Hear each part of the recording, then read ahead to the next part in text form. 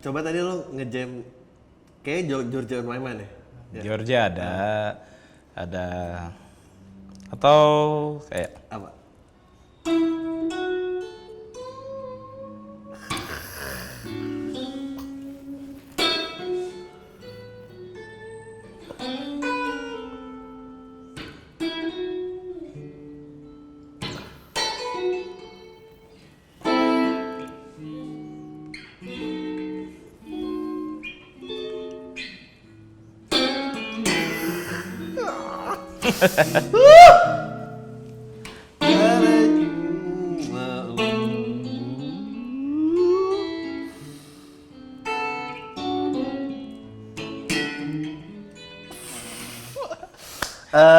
Udah bareng gua, coba boleh diperkenalkan dirinya, namanya siapa? gua Kongko Kongko dari tadi. tadi Greytown. Greytown, gue bikin project sama Dikta, Sama Greytown, Dikta. tapi gue juga ada band blues juga, Electric Cadillac. Oh, Cadillac tuh dari situ. Iya, betul. Oh, Cadillac. Lu apakah bisa disebut? By the way, Kongko ini salah satu, bukan salah satu sih. Perusuh. Mungkin gitaris favorit gue gitu ya. Ketemu secara tidak sengaja, sekali ketemu dan langsung jatuh cinta. Yuk, gue nggak peduli deh. Untung gue cowok. Men, kalau lu cowok aja, gue segitu capernya kayak gimana ya caranya bisa ada Kongko di podcast ini. Gue nggak peduli deh yang lain gimana gitu. Tapi apakah lu bisa disebut sebagai musisi profesional? Iya, karena memang hidup gue dari musik sekarang. Musik, hidup gue untuk musik untuk hidup. Ya semuanya lah. Sebelumnya lu kerja apa kok? Musik juga tetap, tapi sebelumnya gue juga nyambi kerja. Gue sempat di Melodia Musik di Arteri Pondok Indah, tapi di bagian marketing communication-nya. Serius? Melodia Musik tuh tempat les ya? Enggak, itu jadi toko musik iya, Toko musik, ya. distributor juga iya, gitu. Dan mereka sekarang mulai ngerambah ke apa ya, kayak audio visual, barang-barang high tech gitu, termasuk apa skuter listrik, elektrik. Iya, mereka jualan itu juga. Lo sebagai yang seumur hidup di musik tuh semenakutkan itu nggak sih untuk bertahan atau tidak bertahan? Enggak.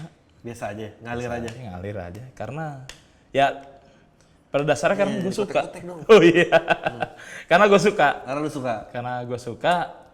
Sama aja lah kayak lu ngelakuin apa yang lu suka pasti akan fulfill. Itu aja sih. Terus ketemu blues dari kapan? Nggak tahu, mungkin gue keluar brojol gitu langsung tahu-nanet gitu kali ya. Nggak sih, tapi udah lama. Udah lama. Yang jelas mungkin faktor apa ya? Gue ingat gue kecil, bokap gue tuh kan apa ya, dia kerja di lepas pantai lah, minyak gitu.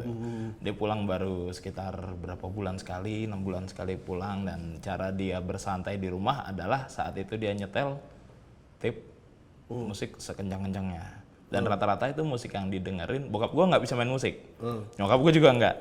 Cuma dia tuh dengerin Beatles, Led Zeppelin, yang otomatis dari kecil tuh kecekok ke gue gitu. Secara gue nggak sadar. Makanya gue inget gue 4 tahun minta gitar, terus akhirnya dibeli. Tadinya jadi gue bikin gambar di atas papan triplek, digergaji, dikasih karet yang zaman dulu buat ketapel tuh. Wah, seneng tuh gue. Abis itu namanya anak. Buat jepretan-jepretan gitu ya? Iya.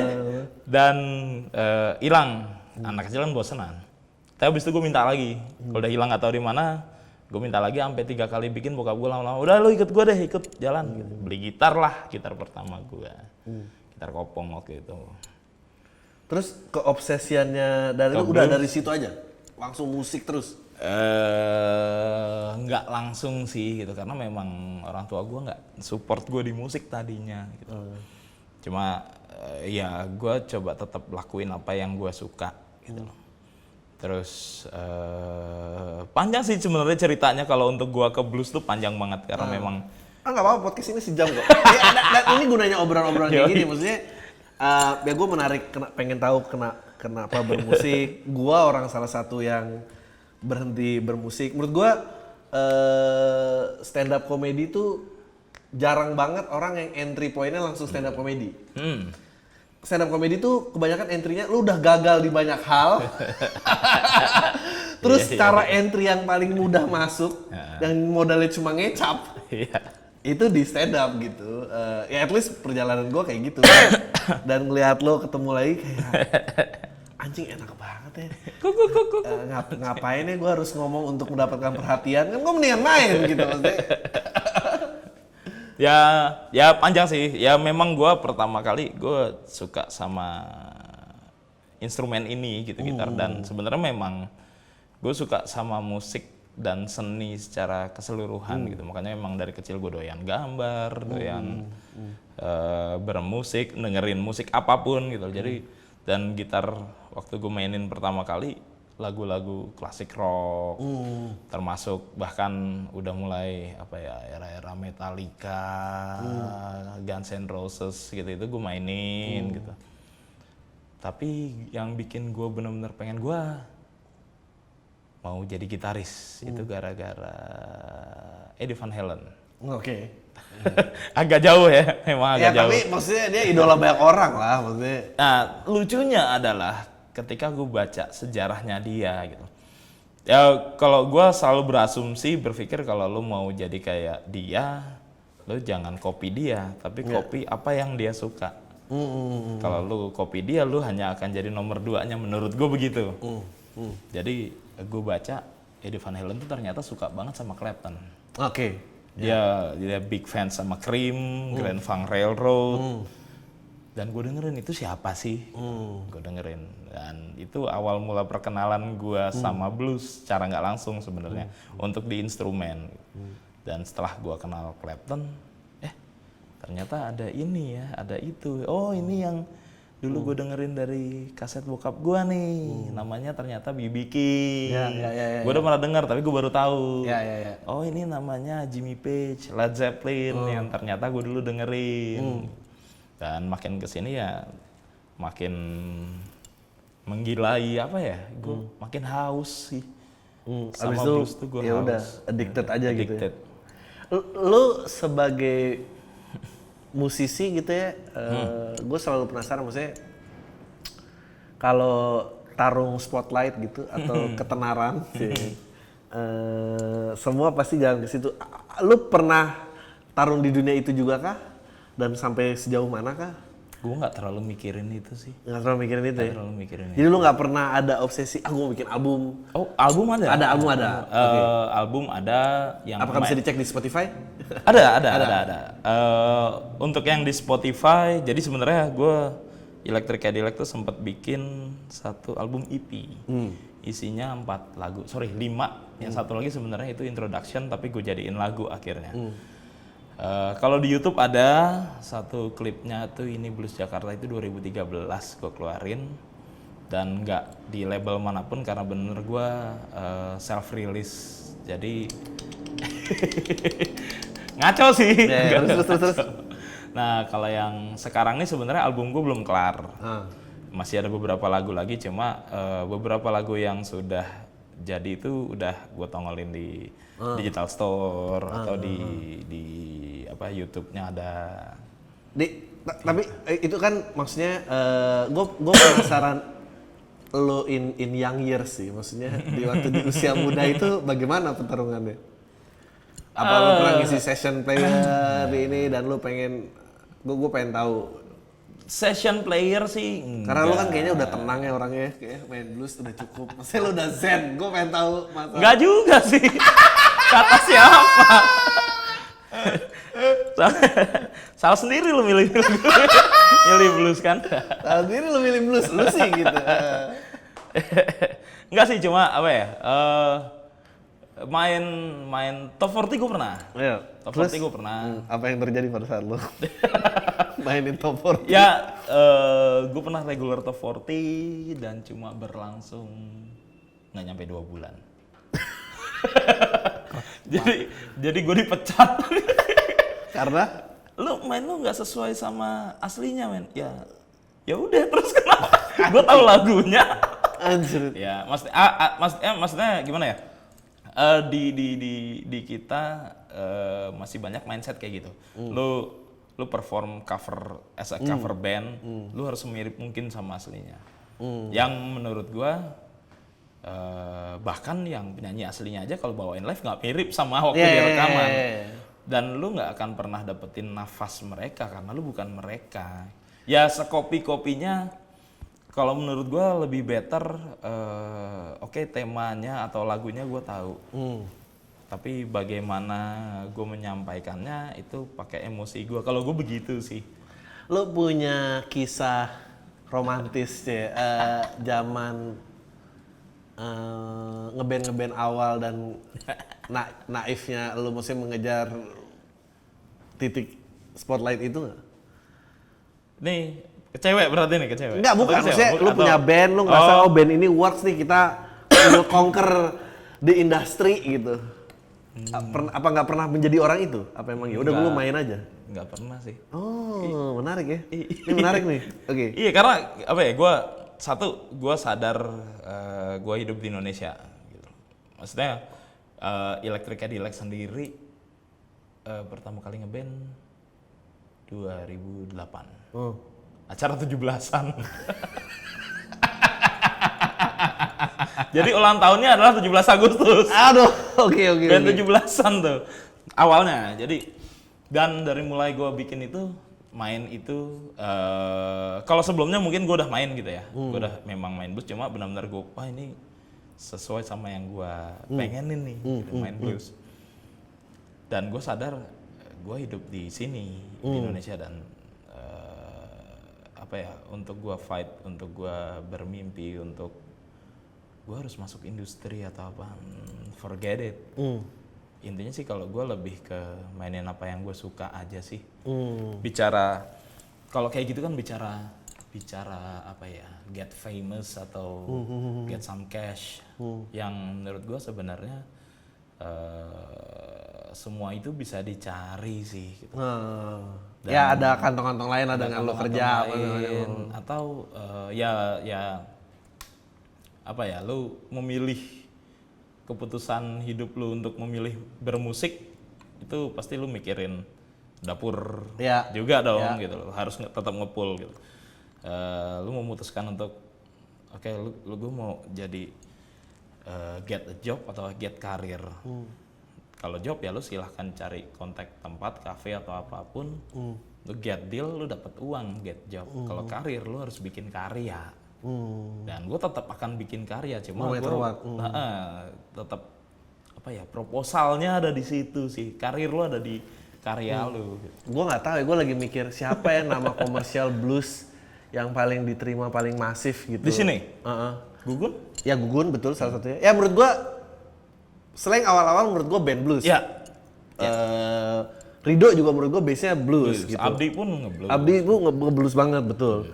Ya mungkin mereka kali ya, maksudnya mereka, and then terus ada ya Gugun juga luar biasa banget ya perjuangannya. Kalau dia nggak, lu mungkin bisa cerita dikit nggak apa gitu? Bisa cerita banyak sih, karena memang 2000 start, mulai 2003, 2004 itu gue mulai bantuin Gugun sih, gitu. Bukan sebagai manajernya, cuma di dalam tubuh manajemennya. Karena memang satu, gue suka blues, yang kedua saat itu memang gue nggak punya band atau apa, dan udahlah Gun, ayo jalan yuk gitu. Kita sering untuk diskusi bareng atau apa gitu. Jadi ya dulu gue bantuin Gugun sampai akhirnya sekitar 2008. Sebenarnya sampai gue 2009 2010 tuh kadang-kadang masih suka bantuin gitu. Cuma tapi itu kecil banget berarti ya. Maksudnya Gugun aja ya dia off air pasti kencang.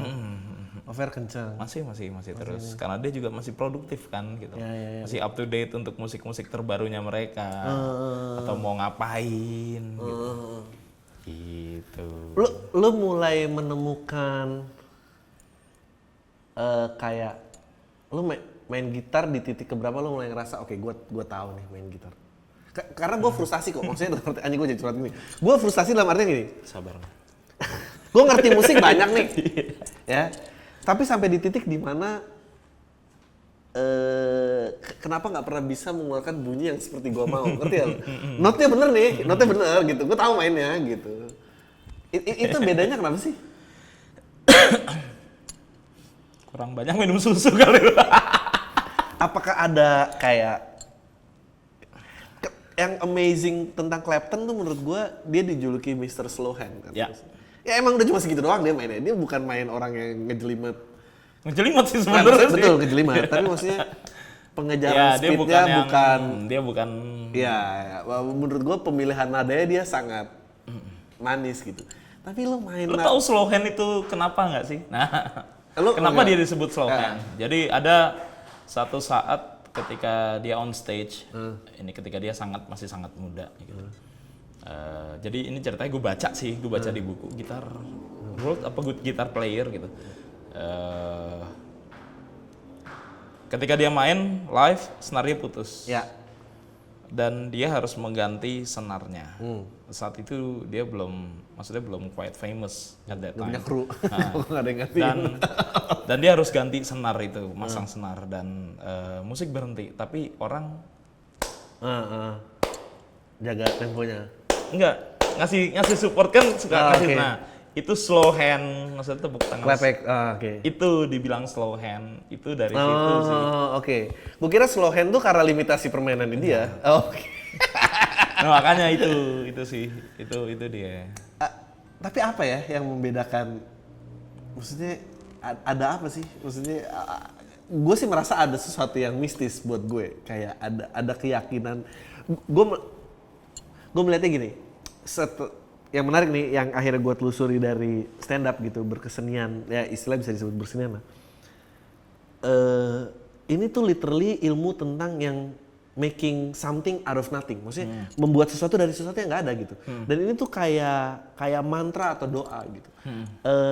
Misalnya kalau gue urusannya sesuatu yang bau verbal, scripted gitu.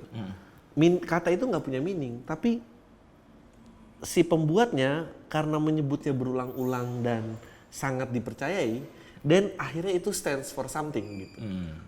Dan itu suatu proses yang magical gitu. Menurut gue waktu Naif pertama kali bikin Rumah Yang Yahud, frase Rumah Yang Yahud apaan tuh frase Rumah Yang Yahud gitu, dan itu akhirnya ngelebar kemana-mana gitu, dan blues tuh punya itu menurut gue, kayak karena kesimpelannya. Dan tergantung kepercayaan si pemain. Ya karena kan akhirnya lu belajar tangga nada dan ini segala macam. Itu kan aturan yang lu bongkar kan. Maksudnya ya udah kalau pakai lagi gitu. Lu nyampe di titik tiba-tiba gue bisa main seenak-enaknya yang gue mau. Lu inget nggak ada momennya nggak? Ada sih. Itu gue SMA sih. SMA. Nanti gue telat banyak dong kalau mau nyusul. Oke terus. Enggak sih. SMA tuh setelah berapa tahun main? Apanya? SMA setelah berapa tahun main? Ya kalau setelah berapa tahun main, makanya gue bilang gue punya gitar pertama umur 4 tahun. Gue perform pertama kali gue dengan gitar tuh gue 5 tahun. Di waktu itu acara TVRI, masih acara-acara TK gitu gue ingat. Nah itu. Anjing gue juga masuk TVRI itu terus. Dan gue lupa mainin apa gitu, berantakan banget pasti gue main itu. Itu. Cuma start dari situ gue mulai pengen main musik sih. Belum gue harus jadi gitaris. Nah gue bener-bener untuk wah anjing gue harus jadi gitaris itu gue SMP. Gue SMP terus gue mulai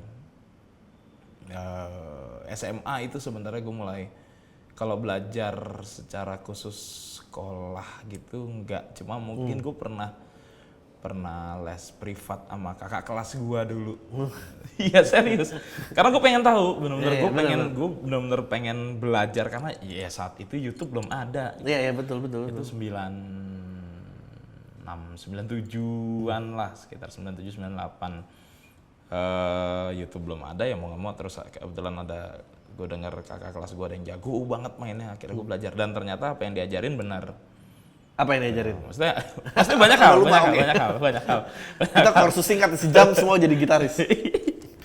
Banyak hal dan Ya, gue belajar gue mendapatkan pelajaran yang mungkin sama seperti orang belajar gitar pada umumnya gitu. Jadi kayak fingering, picking, segala macam sampai ada scale mixolydian lah, diminis dan segala macam itu pun gue pelajarin. Tapi sampai satu titik adalah kok gue suka ya untuk memainkan area ini gitu. Maksudnya di area blues itu pentatonic itu. Karena gue ngerasa ketika gue mainin itu membuat gue nyaman, bikin gue kayak gue pulang ke rumah. Feels like going home ketika gue mainin blues itu. Dan ya udah, since from that gue mainin blues sampai sekarang. Sampai kapan ya nggak tahu. Momennya apa? Pas lu belajar semua tangga-tangga ini, pentatonic, diminis dan segala macam, ada momen dimana kayak fuck all the rules, gua akan sebebas-bebasnya. Itu kan pasti ada momen itu kan? Ada. Itu lu nemuinnya kapan dan gimana gitu? Karena menurut gua yang menyenangkan dari berkesenian adalah itu. Lu nyampe titik dimana it's truly free. Udah nggak ada rules lagi gitu. Sebenarnya gini, gue start mulai suka blues tuh belum ketika gue mencapai titik itu sebenarnya. Dan ketika gue sebenarnya agak late sih, itu sekitar 2001-2002 mungkin. Itu termasuk dekat-dekat gue kenal Gugun kalau nggak salah deh. Gugun. Gugun, rendengan lah itu Gugun, Alfa, Rama Satria. Dulu Rama masih tinggal di rumahnya Alfa di daerah Condet situ, dan Gugun juga kontrakannya deket daerah situ. Dan ya hampir tiap hari gue di situ. Dan ketika gue di sana tuh banyak yang gue dapetin sih, terutama dari Alfa. Dari Alfa itu gue menyerap banyak hal. He's a blues man. Sifatnya technical apa philosophical? Philosophical. Dan itu yang bikin selalu kayak gitu ya. Dan itu yang bikin deep sih gitu. Karena lu bicara technical maksudnya gini, kayak coba lihat sih technical apa? Basic technical. Kayaknya lu sampai gua todong-todong main gitu. Berarti kata Nabi kalau main sama tukang ikan bau ikan, main tukang warung bau parfum itu bener ya? Bener. Bener. Iya bener, emang gak boleh main sama orang sampah. Bener. Technical kayak let's say bending gitu ya. Bending, vibrato. Itu hal yang paling banyak lo temuin di blues. Betul. Gitu. Ya kayak tadi yang gue mainin.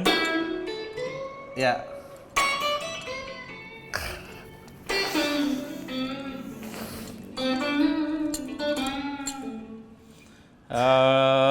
Bicara technical itu banyak hal technicalnya juga. Gitu. Tapi pada saat ada bumbu filosofi itu masuk, itu yang membuat seperti lu ketika lu ceritanya nemu lorong nih. Wah ini lorong yang gue mau nih karena banyak yang gue cari di sini, dan lu ketika ketemu filosofisnya kayak di dalamnya tuh ada ruangan gede banget. Dan lu harus masuk ke dalam sana gitu. Dan lu harus deep di dalam situ, lu merasakan satu dimensi yang berbeda tapi membuat lu semakin kuat, semakin berisi di dalam situ. Biasanya lu tadi main aja, itu main berapa chord? Masih Satu kan? Coba mainin yang sama dengan progression yang berbeda. Misalnya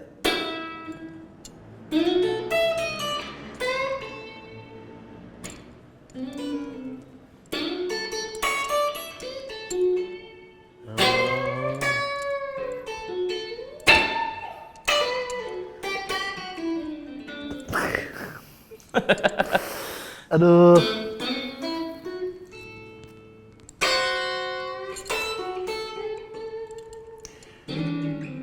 Jadi nggak ada aturan ya gitu pada akhirnya?